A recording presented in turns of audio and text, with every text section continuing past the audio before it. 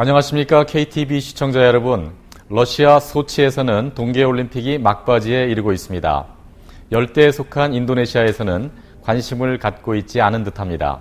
하지만 우리 교민들께서는 김연아 선수의 활약을 보기 위해 많은 분들이 주무시는 시간을 줄이시지 않았나 모르겠습니다. 비록 러시아의 홈그라운드 터스에 밀려 은메달에 만족해야 했지만 김연아 선수의 아름다운 스케이팅은 감동 그 자체였습니다. 얼마나 오랫동안 피나는 연습과 노력을 쏟았는지를 알기에 그녀의 메달이 더욱 의미가 있어 보였던 듯 합니다. 인도네시아에서의 성공을 꿈꾸며 땀을 흘리고 계신 여러분의 여정에 주간 경제 동향이 함께하겠습니다.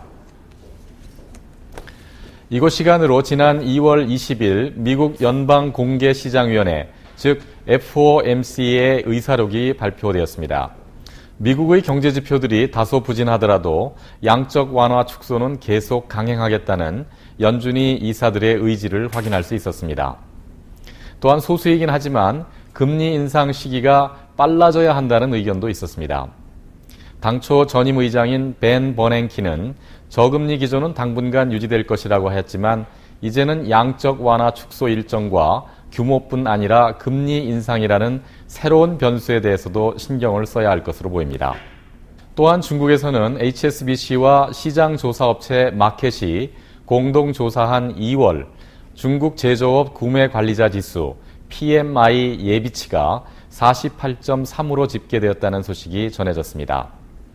50을 기준으로 이를 넘으면 경기 확장 국면을, 그 아래일 경우에는 축소 국면을 각각 보여주는 지수입니다.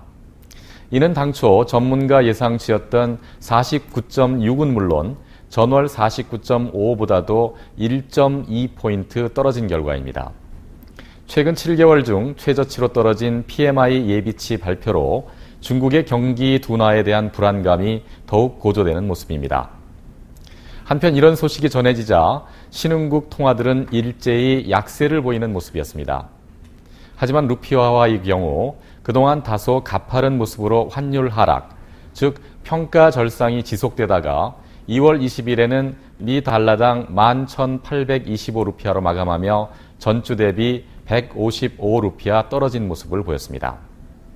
원화는 2월 20일 미 달러당 1,074.8원으로 마감하며 전주 대비 11원 평가 절하되는 모습을 보여주었습니다. 특히 2월 20일 새벽 미국 FOMC의 의사록 내용이 공개된 여파로 장 초반부터 전일 대비 3원 이상 상승한 모습으로 시작된 후 전일 대비 거의 10원 상승한 모습으로 마감하면서 루피아화보다 더 큰 영향을 받는 모습이었습니다. 100루피당 원화는 2월 20일 9.1원으로 마감하며 전주 대비 0.21원 상승한 원화의 상대적 약세를 보여줬습니다. 인도네시아 10년물 국채는 2월 20일 8.49%로 마감하며 전주 대비 0.44%포인트 하락하였습니다. 특히 2월 18일에는 올해 들어 세 번째 국채 발행에 성공했습니다. 이번에도 입찰 규모가 커서 당초 계획했던 10조 루피아를 넘어선 12조 2,500억 루피아의 국채를 발행했습니다. 종합주가지수는 2월 20일 4,598포인트로 마감하며 전주 대비 107포인트 상승했습니다. 거래량도 1일 단위로 증가하는 추세를 보여주었습니다. 한 주 내내 인도네시아의 주가는 국채 수익률과 반대 방향으로 움직이며 경제에 대한 자신감을 보여주는 듯했습니다. 지난 화요일 올해 들어 세 번째 성공적인 국채 발행이 있었다는 소식을 전해드렸었습니다. 계획했던 10조 루피아보다 많은 12조 2,500억 루피아 규모였습니다. 왜 이렇게 많은 수요가 몰리면서 계획보다 많은 규모를 발행하게 되는 것일까요? 채권 관리 능력의 향상, 루피아화의 절상기조, 견실한 경제정책, 경상수지 적자 축소 등이 외국인 투자자들의 관심을 집중시키고 있다는 평가입니다. 자카르타에서 활동하는 펀드 매니저 및 채권 중개인들은 한마디로 지금은 인도네시아 국채를 살 때라고 표현하고 있습니다. 이들에 따르면 지난해 신흥국에서 자금을 회수한 외국인 투자자들이 최근 인도네시아 자산을 매입하는 쪽으로 방향을 선회했다고 합니다. 가장 크게 고려된 부분은 역시 경상수지 적자폭 축소와 외환 보유고 증가입니다. 주식시가를 기준으로 인도네시아 최대 은행인 BCA의 자금 부문장 브란코 윈도는 중앙은행과 정부의 올해 인플레이션 목표는 5%인데 반해 수익률은 8.75% 수준으로 매력적입니다. 외국인 투자자들은 앞으로 국채보다 수익률이 높은 회사채에도 관심을 가질 겁니다. 라고 말했습니다. 외국인 투자자들이 보유한 인도네시아 채권 규모는 지난해 말 323조 8천억 루피아에서 약 9조 루피아 증가해 2월 현재 332조 3천억 루피아에 이르고 있습니다. 자금이 필요한 인도네시아도 그리고 높은 수익률을 기대할 수 있는 안정적인 투자처를 찾는 이들 모두 윈윈할 수 있는 한 해가 되기를 기대해 봅니다. 올 한 해 인도네시아의 성장률이 다소 정체를 보이리라 예상되고 있습니다. 그런 와중에서도 유독 성장이 예상되는 부분이 있습니다. 식음료와 의류를 취급하는 소매 부문입니다. 중산층의 규모와 그들의 소득 증가에 힘입은 것입니다. 인도네시아 소매인 연합회 아프린도의 자료에 따르면 지난해 소매 산업 부문의 총 매출 규모는 150조 루피아에 이르고 있습니다. 또한 매출 증대를 목표로 하는 개별 회사 입장에서 주요한 전략은 기존 매장의 리노베이션보다는 매장 확대 전략이 유효할 것이라는 분석도 내놓았습니다.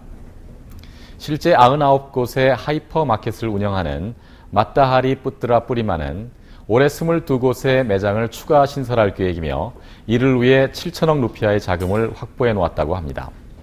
그 외 저가 의류를 취급하는 라마야나는 올해 3,500억 루피아를 들여 6곳의 매장을 확대할 계획입니다.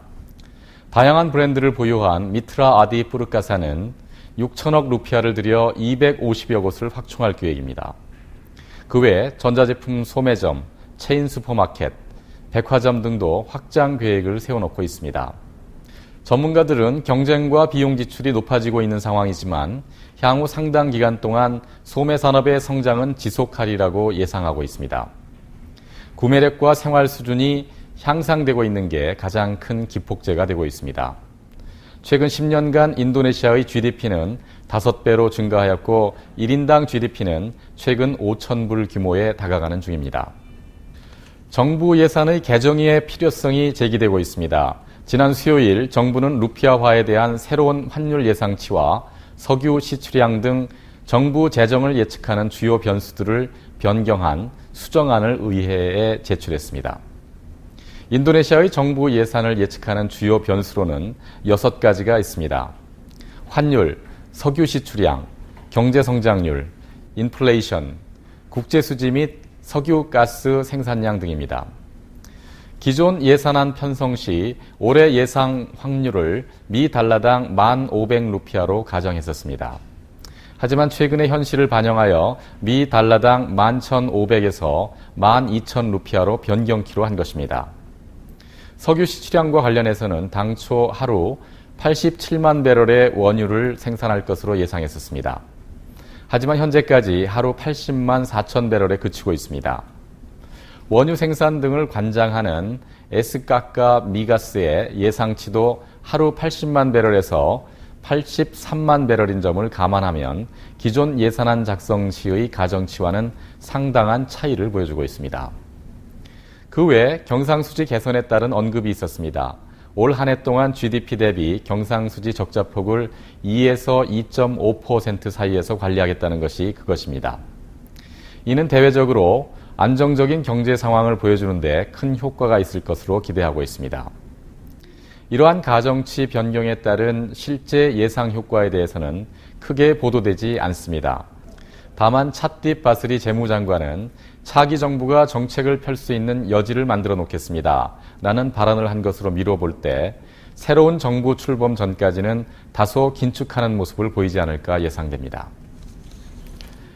JP모건은 최근 필리핀과 함께 인도네시아에 대한 투자 비중을 늘리기로 했습니다. 당초 중립의 의견에서 초과 매입으로 의견을 수정한 것입니다. 이는 통화 및 경상수지 부문의 안정성이 크게 반영된 결과입니다. 특히 당초 예상액을 초과하는 국채 발행에 연이어 성공했고 무역수지 개선으로 인도네시아의 외환 보유고는 지난 7월 927억 불의 저점을 찍은 후 최근 1월 말에는 1,000억 불을 상회하게 되었습니다. 이는 인도네시아의 6개월치 수입 물량을 소화할 수 있는 규모입니다. 특히 올해 인도네시아는 최근 우려되는 신흥 5개국들 중 차별화를 보이며 선전할 것으로 기대되고 있습니다. 즉 브라질, 터키, 남아프리카 공화국 등과 비교할 때 경상수지 적자폭을 줄이는 펀더멘탈의 개선에 따른 효과라는 설명이었습니다. 한국에서는 생산 현장의 모자라는 인력 충원을 위해 산업연수생 형식의 외국인 근로자를 활용하고 있습니다.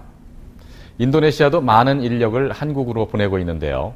2013년의 경우 9,387명을 파견하여 한국으로 인력을 송출하는 국가 중 1위를 차지했다고 합니다. 2위는 8,800여 명을 보낸 캄보디아, 3위는 8,000여 명을 보낸 필리핀이 그 뒤를 잇고 있습니다. 과거 한국도 독일의 광부와 간호사들을 송출하기도 했습니다. 실제 이들이 벌어들인 외화가 당시 한 푼의 외화가 아쉬운 상황에서 큰 역할을 하기도 했습니다. 박정희 전 대통령과 유경수 여사는 독일을 공식 방문하는 기간 중 이들을 방문하기 위해 탄광촌에 들렀습니다. 하지만 준비된 행사는 애국가가 1절도 채 끝나기 전에 여기저기서 흐느끼는 소리에 제대로 진행하기 어려웠다고 합니다. 조국이 못 살고 가난해서 라고 시작된 위로의 인사도 목이 메어 제대로 말을 잇지 못했고 행사 후 간호사들은 대통령에게 절을 하며 부강한 나라를 만들어달라는 부탁을 했다고 합니다. 독일 리프케 대통령은 박 대통령과 함께 돌아가는 차 안에서 손수건을 빌려주며 차관을 제공하겠다는 약속을 했다고 합니다. 인도네시아의 파견 근로자들도 지금 그런 역할을 하고 있습니다. 이들이 벌어들이는 외화가 작년 루피아화의 급격한 평가절하 상황에서 큰 버팀목이 되었습니다. 다행히 근면하고 성실한 인도네시아 근로자들을 높게 평가하는 한국의 기업들로 인해 한국으로 떠나는 인도네시아의 산업연수생 수는 지속적인 증가를 이어가고 있습니다.